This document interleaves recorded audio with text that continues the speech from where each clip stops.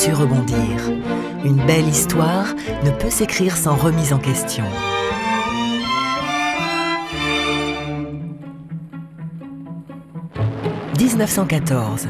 Le conflit transforme Billancourt en arsenal. Mais, la paix revenue, comment passer d'une économie de guerre à une économie de paix? Faut-il reprendre la construction de voitures particulières alors que la demande est faible? Se recentrer sur le matériel lourd? Hésitation, prudence. La production est diversifiée.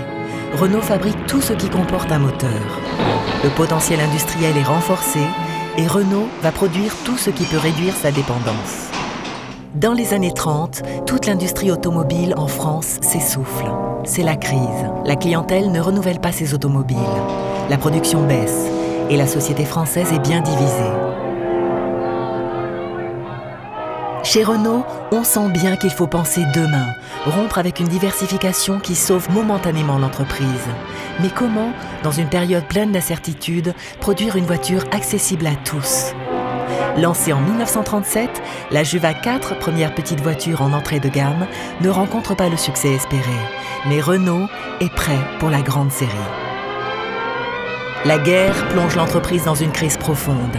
4 bombardements vont frapper les usines de Billancourt. À la Libération, quel va être l'avenir pour l'automobile et pour Renault?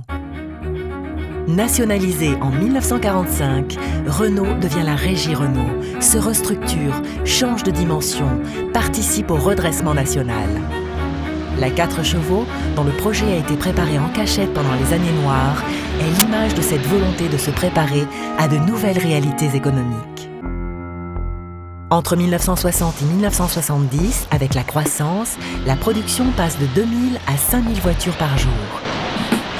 En pleine concurrence avec les géants européens, Renault invente en 1972 la R5.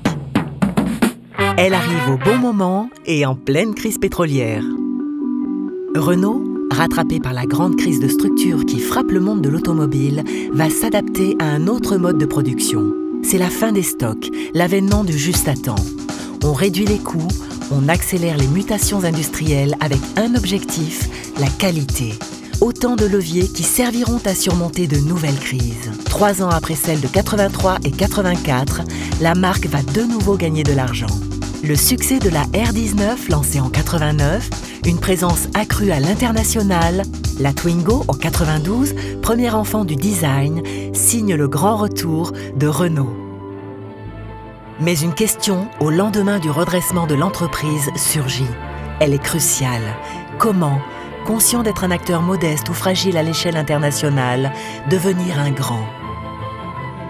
Un changement de statut s'impose. L'ouverture va se faire par étapes. 1990, l'entreprise devient société anonyme.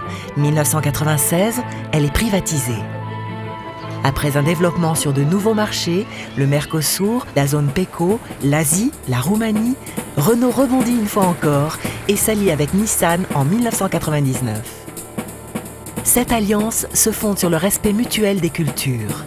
Elle est suivie par la création de Renault Samsung Motors, un partenariat stratégique en Russie avec Avtovaz et récemment par un accord de coopération stratégique avec Daimler.